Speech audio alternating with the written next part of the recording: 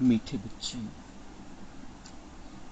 Service समाचार सुनने पढ़ने का भी तुम्हें शौक चाहिए, क्योंकि इससे उमंग उत्साह बढ़ता है, सर्विस करने का संकल्प उठता है। प्रश्न, संगम युग पर बाप तुम्हें सुख नहीं देते हैं, लेकिन सुख का रास्ता बताते हैं, क्यों? उत्तर, क्योंकि बाप के सब बच्चे हैं। अगर एक बच्चे को सुख दे तो यह भी ठीक नहीं। लौकिक बाप से बच्चों को बराबर हिस्सा मिलता है। बेहद का बाप हिस्सा नहीं बांटते, सुख का रास्ता बताते हैं। जो उस रास्ते पर चलते हैं, पुरुषार्थ करते हैं, उन्हें ऊंच पद मिलता है। बच्चों को पुरुषार्थ करना है, सारा मदार पुरुषार्थ पर है। ओम शांति। बच्चे जानते हैं बाप मुरली बजाते हैं। मुरली सबके पास जाती है, और जो मुरली पढ़कर सेवा करते हैं उन्हों का समाचार मैगजीन में आता है। अब जो बच्चे मैगजीन पढ़ते हैं उन्हें सेंटर्स के सेवा समाचार का मालूम पड़ेगा। फलानी फलानी जगह ऐसी सेवा हो रही है। जो पढ़ेंगे ही नहीं तो उनको कुछ भी समाचार का मालूम नहीं पड़ेगा और पुरुषार्थ भी नहीं करेंगे। सेवा का समाचार सुनकर दिल में आता है, मैं भी ऐसी सेवा करूं। मैगजीन से मालूम पड़ता है हमारे भाई बहन कितनी सेवा करते हैं। यह तो बच्चे समझते हैं जितनी सेवा उतना ऊंच पद मिलेगा। इसलिए मैगजीन भी उत्साह दिलाती है सेवा के लिए। तो बाबा मुरली बजाता है, मुरली चलाता है, और जो मुरली पढ़कर सेवा करते हैं उनका समाचार मॅगझिन में आता है। तर पहिले आपली त्रिमूर्ती पत्रिका निघायची, आता ज्ञानामृत निघतं मॅगझिन, त्याच्यामध्ये सगळ्या प्रकारच्या सेवेचा समाचार असतो, कुठे काय चाललेलं आहे, कुठे काय चाललेलं आहे। आणि विशेष आता आपल्याकडे खूप सोपं साधन आहे मोबाईलमध्ये, मधुबन न्यूज, यूट्यूबवर मधुबन न्यूज, त्याच्यामध्ये सगळ्या प्रकारचे सेवा समाचार, रोजचे सेवा समाचार आपल्याला कळतात। तो बाबा म्हणतात जो सुनते हैं, जो पढ़ते हैं सेवा समाचार, उनको भी उमंग उत्साह आता है कि हम भी, हमारे भाई बहन ऐसी सेवा कर रहे हैं, इधर ऐसी सेवा की, उन्होंने ऐसी सेवा की, तो हमें भी वैसी सेवा करने का उमंग उत्साह आता है। म्हणून आपण त्या बातम्या ऐकल्या पाहिजे। वाचायला चान्स मिळाला ज्ञानामृत वाचायचे, पण मधुबन न्यूजवर रोजच्या सेवेचे समाचार येतात, कुठे काय चाललेले। तो बाबा म्हणते जितनी सेवा करेंगे उतना ऊंचा पद। आपण कोणत्या प्रकारे सेवा करू शकतो, ज्याची जशी कॅपॅसिटी आहे त्याप्रमाणे त्याने सेवा करून आपलं भाग्य बनवायचं।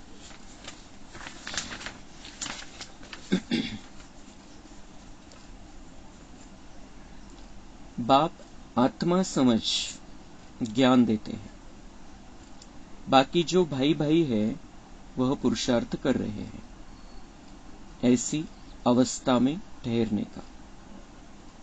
बाप आत्मा समझ ज्ञान देते हैं और बाकी जो भाई भाई है वह पुरुषार्थ कर रहे हैं ऐसी अवस्था में ठहरने का। परवा बाबा ने सांगितलं यही ऊंची मंजिल है। अपने आप को आत्मा समझना, दूसरों को आत्मा रूप में देखना, यही ऊंची मंजिल है। इस अवस्था में ठहरना है। असं नाही की आपण 5 मिनिटांसाठी समजलो हा मैं तो हूं ही आत्मा, मैं आत्मा हूं, किंवा योग मध्ये बसलो त्यावेळेला समजलो मैं आत्मा हूं, पण कंटिन्यूअस ती स्थिती आत्मा समजून राहणं, आत्मा समजून एकमेकांशी बोलणं, आत्मा समजून एकमेकांविषयी भावना ठेवणं, वाइब्रेशन तशा प्रकारचे, तो ये अवस्था में, ऐसी अवस्था में हमें ठहरना है, म्हणजे त्या स्थितीमध्ये स्थित राहायचंय कंटिन्यू. मैं भी आत्मा, सामने वाली भी आत्मा, और हम एक दूसरे को जब आत्मा देखते हैं तो परमात्मा से सुंदर नाता जुड़ जाता है, सुंदर कनेक्शन जुड़ जाता है. तर हीच प्रॅक्टिस महत्वाची. कारण आपण जेव्हा बाहेरच्या दुनियेमध्ये जातो, आपण जेव्हा मुरली ऐकतोय त्यावेळेला तर क्लिअर आहे आपल्याला कि हम आत्मा सुन रही है और मुझ आत्मा को देवता बनना है. अभी मैं इस शरीर में हूं, कल मैं देवता शरीर में रहूंगा. ये हमें यहाँ पर क्लियर रहता है. लेकिन जब हम दुनिया के संपर्क में आते हैं, जब हम किसी से बातचीत करते हैं, जब हम न्यूज दुनिया का समाचार पढ़ते हैं, जब हम टीवी देखते हैं, जब हम मोबाइल देखते हैं, उसमें सब देहभान की बातें. म्हणून जेव्हा आपण मुरलीमध्ये ऐकतोय बाबांकडून त्यावेळेला स्वतःची सेटिंग करून घ्यायची कि अब मैं दिन भर इसी स्थिति में रहूंगा, इसी अवस्था में रहूंगा. चाहे कुछ भी सुनना पड़ना देखना पड़ता है इस दुनिया में, देखते हैं हम, सुनते हैं, लेकिन स्थिति ये होनी चाहिए मैं आत्मा और जिसका समाचार मैं सुन रहा हूं वो भी आत्मा, वो भी बाबा का बच्चा है. आपल्यामध्ये जे एकमेकांविषयी जे वेगळे चुकीचे विचार यायला लागतात, त्याच्याविषयीची द्वेषाची भावना, राग वगैरे येतो, ते सगळे समाप्त होऊन जाईल. तो बाबा म्हणता है इस अवस्था में तुम्हें ठहरना है कि मैं आत्मा और हम आत्मा भाई भाई है, एक बाबा के हम सब बच्चे हैं.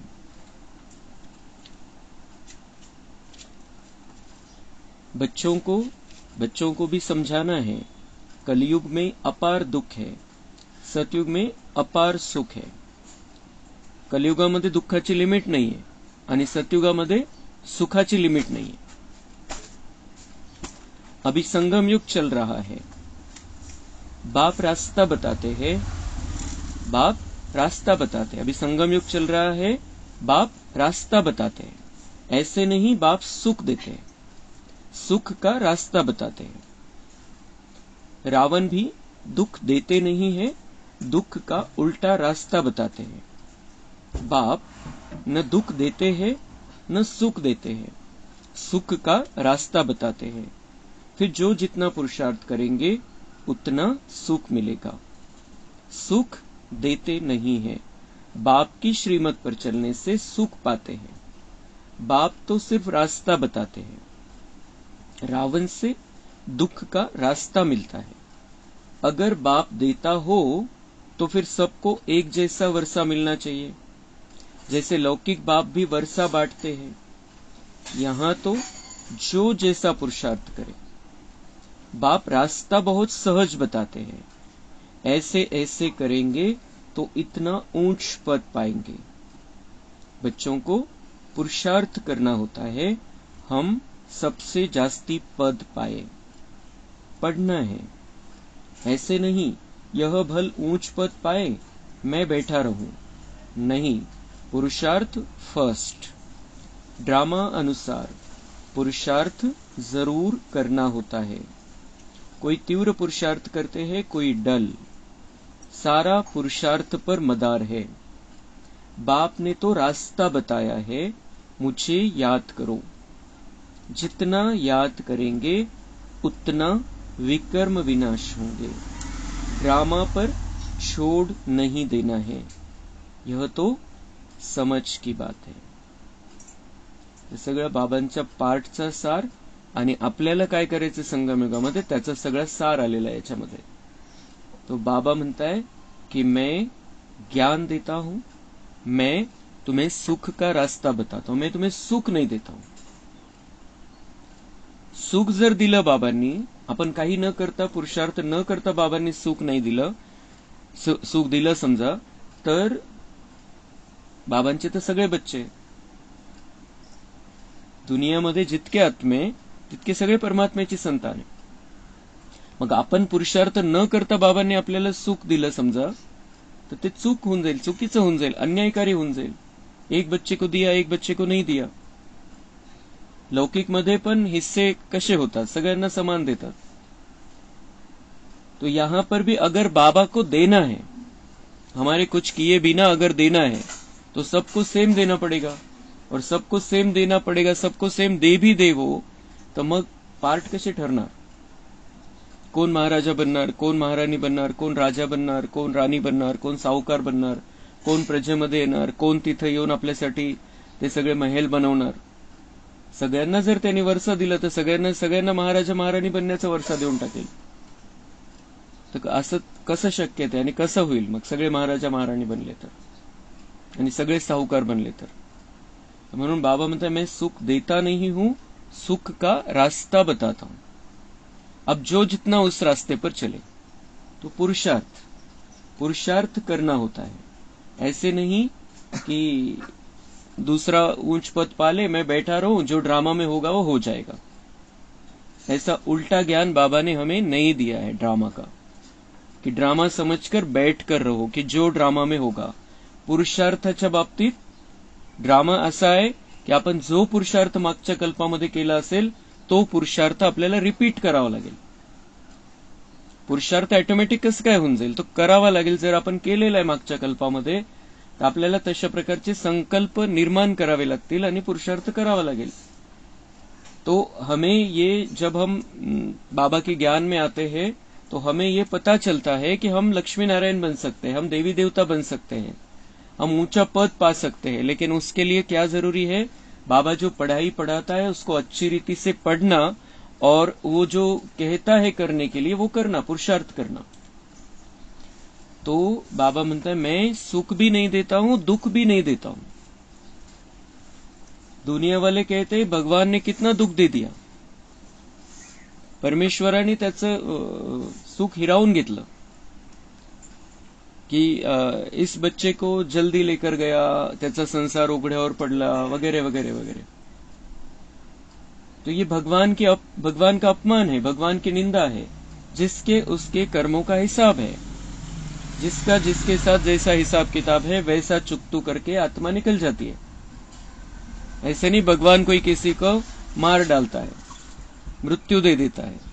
हर एक आत्मा का अपना हिसाब किताब है और वो अपना शरीर छोड़ के जाती है. फिर किसी को दुख होता है इस जीवन में रहते हुए, तो कर्मों का हिसाब किताब है. जो कर्म करते हुए हम रावण के वश थे, उन कर्मों के कारण पाप बना है हमारा, और उस पाप को चुकतू करना है, क्योंकि वो पवित्र धाम है. पवित्र धाम में हमको जाना है, तो अपवित्र हम वहां पर जा नहीं सकते. शुद्ध होकर जाना है. तर शुद्ध व्हायच्या पद्धती कोणत्या आहे? कर्मभोग चुकतू करावा लागेल. तो वेगवेगळ्या कारणाने समोर येईल, वेगवेगळ्या पद्धतीने समोर येईल, आणि नाही तर बाबांच्या प्रेमामध्ये सगळं काही चुकतू करत राहायचं आपल्याला.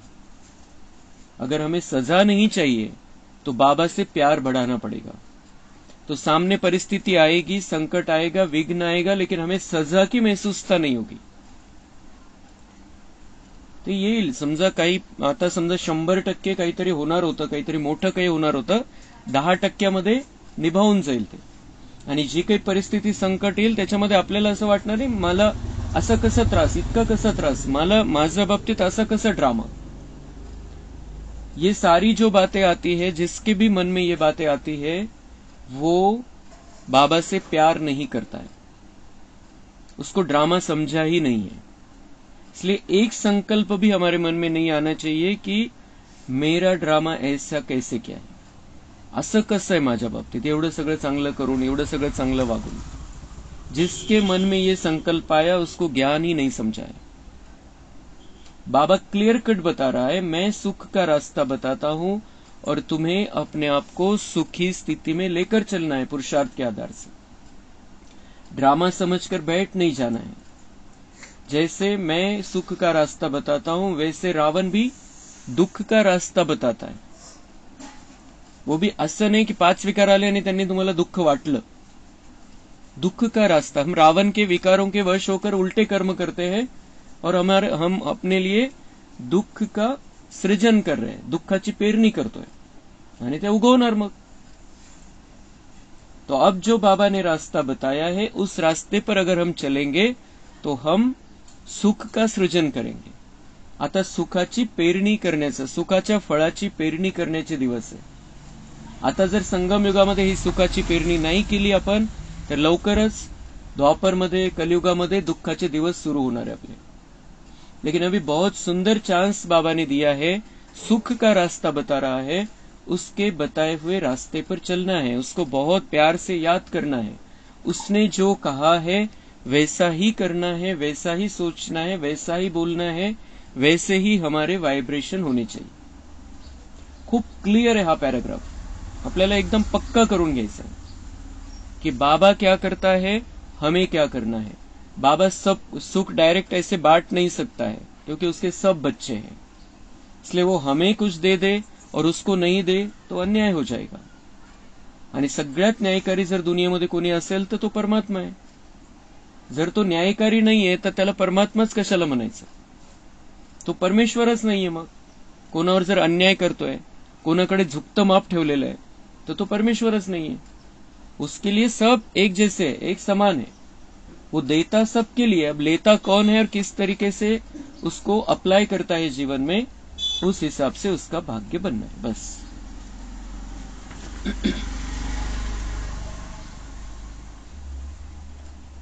बेहद के बाप का पार्ट है पढ़ाने का, अपना परिचय देते हैं। दुनिया को तो पता ही नहीं है, गाते भी है बाप ज्ञान का सागर है। श्री कृष्ण के लिए नहीं कहते ज्ञान का सागर है। यह लक्ष्मी नारायण ज्ञान सागर है क्या? नहीं, यही वंडर है। हम ब्राह्मण ही यह ज्ञान सुनाते हैं श्रीमत पर। हम ब्राह्मण ये बाबा का ज्ञान श्रीमत पर सुनाते। जो मत बाबा ने दी है, हमारी मत उसमें मिक्स नहीं करते हैं हम। जो बाबा ने समझाया है वही हमें सबको समझाना है। उसी आधार से हम समझाते हैं कि श्री कृष्ण को ज्ञान सागर दुनिया वाले भी नहीं कहते और वो ज्ञान सागर है नहीं। वो तो हमारे परमपिता परमात्मा का बहुत सुंदर नंबर 1 बच्चा है, नंबर 1 स्टूडेंट है, नंबर 1 बच्चा है। इस दुनिया की शुरुआत उसने की है, मनुष्य सृष्टि की शुरुआत। लेकिन ज्ञान का सागर परमपिता परमात्मा है। लक्ष्मी नारायण भी ज्ञान सागर नहीं है। तुम समझाते हो, इस हिसाब से हम ब्राह्मण ही प्रजापिता ब्रह्मा की संतान ठहरे। ब्रह्मा के बच्चे ब्राह्मण, और ब्रह्मा के मुख द्वारा बाबा ने ज्ञान सुनाया और उस आधार से हमारा जन्म हुआ। उस हिसाब से हम ब्रह्मा की संतान है। शिव बाबा की तो संतान है ही, लेकिन ज्ञान के आधार से जो हमारा संगम युगी जन्म हुआ है, उस हिसाब से हम ब्रह्मा के बच्चे हैं। और अनेक बार बने थे फिर होंगे। हम ही थे, हम ही हैं बाबा के बच्चे, और हम ही बनेंगे। मनुष्यों की समझ में जब आएगा तब मानेंगे। कोणाला कधी लक्षात येईल काही सांगता येत नाही। जब उनके समझ में आएगा तब मानेंगे। तुम जानते हो कल्प कल्प हम प्रजापिता ब्रह्मा की संतान एडॉप्टेड बच्चे बनते हैं। जो समझते हैं वह निश्चय बुद्धि भी हो जाते हैं। ब्राह्मण बनने बिगर देवता कैसे बनेंगे? ब्राह्मण बनने बिगर देवता कैसे बनेंगे? प्रश्न से इतने। पहले ब्राह्मण बनना पड़ेगा और वही देवता बनेंगे। जो संगम युग में नहीं आया, जो बाबा का बच्चा नहीं बना, वो देवता बन नहीं सकता, क्योंकि दिव्य गुणों की धारणा नहीं होगी और उसके विकर्मों का विनाश नहीं होगा। बाबा के पास आने के बाद वो रास्ते मिलते हैं। हर एक की बुद्धि पर है। स्कूल में ऐसा होता है, कोई तो स्कॉलरशिप लेते, कोई फेल हो पड़ते हैं, फिर नए सिर पढ़ना पड़े। बाप कहते हैं विकार में गिरे तो की कमाई चट हुई, फिर बुद्धि में बैठेगा नहीं, अंदर खाता रहेगा। कोणताही विकार हे जे 5 विकार आहे, खूप खतरनाक दुश्मन आहे आपले। कोणत्याही 5 विकारांच्या वश आपली जर स्थिती झाली तर चेक करायचंय त्यावेळेला बाबांचं ज्ञान समजतं का आपल्याला। त्यावेळेला चेक करायचंय 5 विकारापैकी कोणत्याही विकाराच्या वश आहे, आणि दुसऱ्या कोणी बाबांच्या ज्ञानाचा पॉइंट आपल्याला त्यावेळेला सांगितला तर तू तुझ्याकडे ठेव, असं इथपर्यंत म्हणण्याची बच्चांची कॅपॅसिटी झालेली आहे की ते ज्ञान तुझ्याकडे ठेव बाबा, आणि तू इथपर्यंत। कारण तो जो काळ असतो, तो जो टाइम असतो, त्यावेळेला ते भूत डोक्यावरती आलेलं असतं, बसलेलं असतं। तो उस समय सुनने की कैपेसिटी नहीं रहती है। इसलिए बाबा म्हणता है, बाप कहते विकार में गिरे तो की कमाई चट हुई, फिर बुद्धि में बैठेगा नहीं।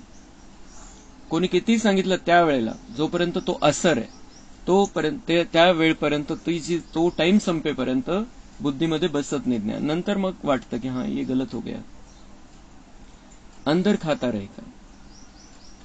तुम समझते हो इस जन्म में जो पाप किए हैं उनका तो सबको पता है, बाकी पिछले जन्मों में क्या किया है वह तो याद नहीं है। पाप किए जरूर है, जो पुण्य आत्मा थे वही फिर पाप आत्मा बनते हैं।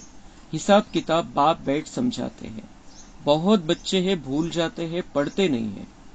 अगर पढ़े तो जरूर पढ़ाए भी, कोई डल बुद्धि होशियार बुद्धि बन जाते। कितनी बड़ी पढ़ाई है। इस बाप की पढ़ाई से ही सूर्यवंशी चंद्रवंशी घराना बनने का है। वह इस जन्म में ही पढ़कर और मर्तबा पा लेते हैं। तुम तो जानते हो इस पढ़ाई का पद फिर नई दुनिया में मिलना है, वह कोई दूर नहीं है। जैसे कपड़ा बदला जाता है ऐसे ही पुरानी दुनिया को छोड़ जाना है नई दुनिया में। विनाश भी होगा जरूर। अब तुम नई दुनिया के बन रहे हो, फिर यह पुराना चोला छोड़ जाना है। अब तुम नई दुनिया के बन रहे हो, अब हम नई दुनिया के बन रहे हैं, हम उस दुनिया में रहने के लायक बन रहे हैं। त्या दुनियेचे बनतोय आपण, म्हणून या दुनियेचा प्रभाव आपल्यावरती नसला पाहिजे। आता हम उस दुनिया के बन रहे हैं। अब हम उस दुनिया में चले नहीं गए, लेकिन हम इस दुनिया से निकल आए हैं, दोनों के संगम पर है, और अब हम नई दुनिया के बन रहे हैं। तो जहां जाना है, जैसा देश वैसा वेश। जसं आपण बघतो की समजा आपले प्रधानमंत्री जिथं जायचे त्या टाईपचं वेश करून जातात, त्या टाईपचे कपडे घालून जातात, त्या टाईपचे डोक्यावरती टोपी पगडी काहीतरी लावून जातात। तो ऐसे हमें जाना है नई दुनिया में। हम नई दुनिया के बन रहे हैं, तो वैसी हमारी स्थिति हमारा स्वभाव अब हमें बनाकर चलना है। नंबरवार राजधानी स्थापन हो रही है। जो अच्छी रीति पढ़ेंगे वही पहले स्वर्ग में आएंगे, बाकी पीछे आएंगे।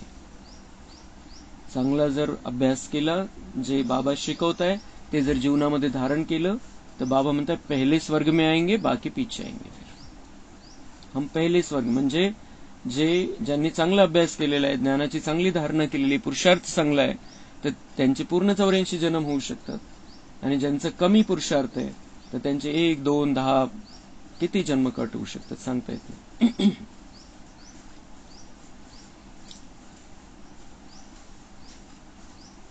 तो बाबा म्हणते जो अच्छी रीति पढ़ेंगे वही पहले स्वर्ग में आएंगे, बाकी पीछे आएंगे।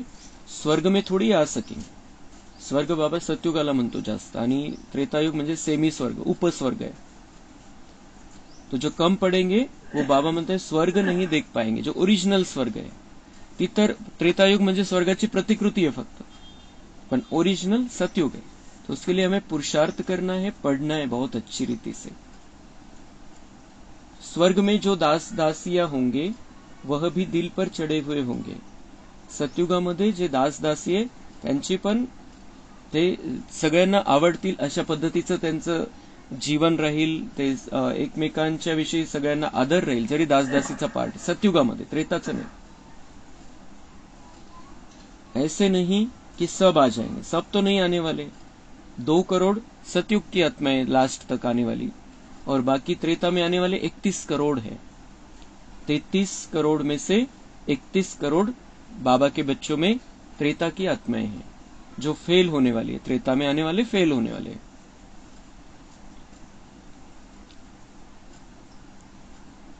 अब रूहानी कॉलेज आदि खोलते रहते हैं, सब आकर पुरुषार्थ करेंगे। जो पढ़ाई में ऊंचे तीखे जाएंगे वह ऊंच पद पाएंगे, डल बुद्धि कम पद पाएंगे। डल बुद्धि नहीं, अब हम कलयुग में डल बुद्धि हो गए थे, बिल्कुल मलिन बुद्धि झाली होती, खालच्या थराला पोहोचलो होतो आपण। अब बाबा हमें इतना बुद्धिवान बना रहा है, जो हम बहुत सुंदर श्रेष्ठ बुद्धिवान आत्माएं बनते जा रहे हैं। डल बुद्धि से हमें बेस्ट बुद्धि वाला बनना है, श्रेष्ठ बुद्धि वाला बनना है। हो सकता है आगे चल डल बुद्धि भी अच्छा पुरुषार्थ करने लग पड़े।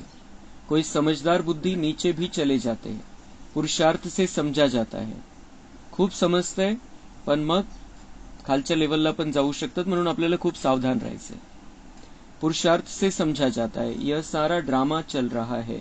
आत्मा शरीर धारण कर यहाँ पार्ट बजाती है। नया चोला धारण कर नया पार्ट बजाती है। कब क्या बनती है। संस्कार आत्मा में होते हैं। ज्ञान बाहर में जरा भी किसी के पास नहीं है। बाप जब आकर पढ़ाए तब ही ज्ञान मिले। टीचर ही नहीं तो ज्ञान कहां से आए। वह है भक्त। भक्ति में अपार दुख है। मीरा को भल साक्षात्कार हुआ, परंतु सुख थोड़े ही था। क्या बीमार नहीं पड़ी होगी। ते भक्त है, भक्तीमध्ये सगळ्यात श्रेष्ठ गायन आहे की मीरा सगळ्यात मोठी भक्ती नव्हती। तर बाबा म्हणताय क्या वो क्या सुखी थी। भक्ति में सुख नहीं, दुखी जीवन हो गया था उसका, अपन बघितलं। आणि बाबा म्हणते वो क्या बीमार नहीं पड़ी होगी। वहां तो कोई प्रकार के दुख की बात होती ही नहीं। जहां हम जा रहे हैं, हम जिस दुनिया के बन रहे हैं, जिस दुनिया में हम जाने वाले हैं, वहां बाबा म्हणता है मैं जिस दुनिया में तुम्हें लेकर जा रहा हूं वहां दुख की बात होती ही नहीं। एक सेकंड सुद्धा दुख नहीं। यहां अपार दुख है, वहां अपार सुख है। यहां सब दुखी होते हैं। राजाओं को भी दुख है। राजाओं को भी दुख है ना। नाम ही है दुखधाम। राजा आहे, मुख्य आहे, आपल्या बघतो आपण आपल्या देशाचे प्रधानमंत्री किती पॉवरफुल आहे। सगळीकडे त्यांचा मान आहे। सगळ्या विश्वामध्ये त्यांचा सन्मान केला जातो। पण जर बघितलं आपण तर किती प्रॉब्लेम आहे रोजचे, किती टेन्शन आहे, कुठून कुठून काय काय बातम्या येतात, किती प्रॉब्लेम किती मोठे त्यांच्या समोर। तो बाबा म्हणते भले राजा है, यहाँ का जो राजा है दुख कितना है, दुखी जीवन हो गया है सारा सबका। इतकी शक्ती त्यांच्याकडे काय नाहीये। एक फोन केला तर काय नाही होऊ शकत त्यांच्यासाठी, पण दुःखाची पण कमी नाहीये। और जो त्रेता युग तक राजा रहेगा वो भी सबसे ज्यादा सुखी रहेगा।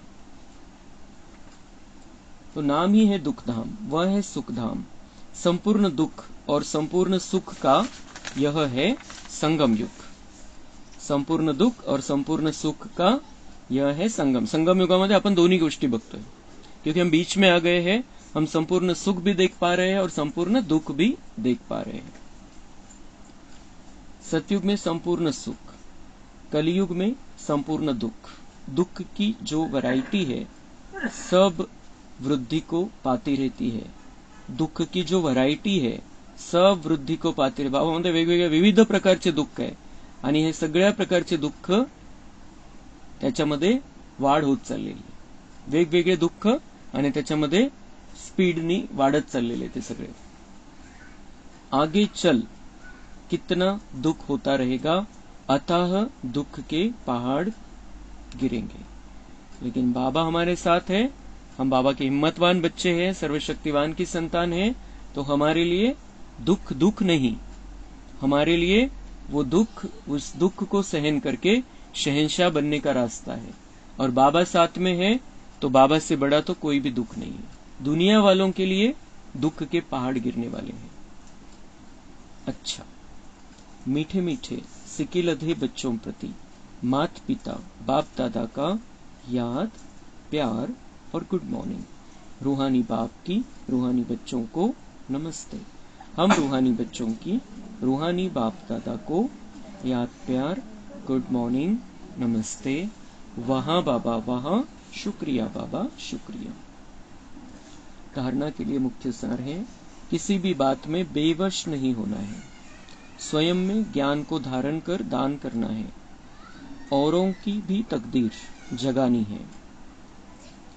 किसी से भी बात करते समय स्वयं को आत्मा समझ आत्मा से बात करनी है। जरा भी देह अभिमान न आए।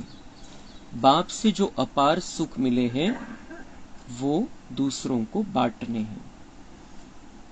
मतलब जो रास्ता मिला है बाबा से सुखों का, वो हमें दूसरों को बताना है। वरदान है, दिल और दिमाग दोनों के बैलेंस से सेवा करने वाले सदा सफलता मूर्त भव। कई बार बच्चे सेवा में सिर्फ दिमाग यूज करते हैं, लेकिन दिल और दिमाग दोनों को मिलाकर सेवा करो तो सेवा में सफलता मूर्त बन जाएंगे। जो सिर्फ दिमाग से करते हैं उन्हें दिमाग में थोड़ा टाइम बाप की याद रहती है कि हाँ बाबा ही कराने वाला है, लेकिन कुछ समय के बाद फिर वो ही मैंपन आ जाएगा। और जो दिल से करते हैं उनके दिल में बाबा की याद सदा रहती है। फल मिलता ही है दिल से सेवा करने का। और यदि दोनों का बैलेंस है तो सदा सफलता आहे. तो दिल और दिमाग म्हणजे दिमाग म्हणजे काय की मीपणा आला त्याच्यामध्ये की हा मी करतोय, हे मला करायचंय, हे मी माझ्यामध्ये कॅपॅसिटी, मी करून दाखवतोय हे सगळं. वो जो सेवा के बारे में बाबा म्हणतात दिल और दिमाग. दिल में ये होना चाहिए कि दिलाराम मेरे साथ में है, मेरे दिल में दिलाराम आकर बैठा है और वो दिलाराम मेरे साथ में है, मैं उसके वाइब्रेशन में हूं और वो मुझसे सेवा करा रहा है. दिमाग किसमें लगाना आहे हे कसं समजू, मी कसं सांगू, हे कसं करायचंय. बाबा प्रेरणा देतोय, मी त्याप्रमाणे करतोय, पण माझी बुद्धीनी मी करतोय हे झालं तर बाबा म्हणतात सेवा में सफलता नहीं मिलेगी. दिल और दिमाग, दिल में क्लियर होना चाहिए कि बाबा करा रहा है. भले ही मैं सामने जैसा दिखाई दे रहा है उस समय वैसा सोचकर डिसीजन ले रहा हूं, लेकिन बाबा ही मुझे संकल्प दे रहा है, बाबा ही मुझे टच करा रहा है. हे दोन्हीचा बॅलन्स पाहिजे, तेव्हा बाबा म्हणताय सफलता मिलेगी. स्लोगन है बेहद में रहो तो हद की बातें स्वतः समाप्त हो जाएगी. बेहद में रहना है, हम जो हमें बाबा ने ज्ञान दिया है उस हिसाब से हमें पता चला है. हद क्या है? देहभान. बेहद क्या है? मैं आत्मा हूं, मैं परमात्मा की संतान हूं और जन्म जन्मांतर का भाग्य बनाने का अभी समय. असं नाही की एका जन्मासाठी वारसा हक्क प्राप्त करायचा आहे. जन्म जन्मांतर, हद नहीं है जन्माची. तो बेहद, बेहद का हमें भाग्य बनाना है, बेहद का भाग्य जमा करना है. अगर इस स्थिति में अगर हम रहेंगे कि अभी हम संगम युग पर है और हमें हद की सारी बातें समाप्त कर देनी है और बेहद में रहना है, तो बेहद का बहुत ऊंचा श्रेष्ठ भाग्य हम साथ में लेकर जाएंगे. अच्छा, ओम शांति.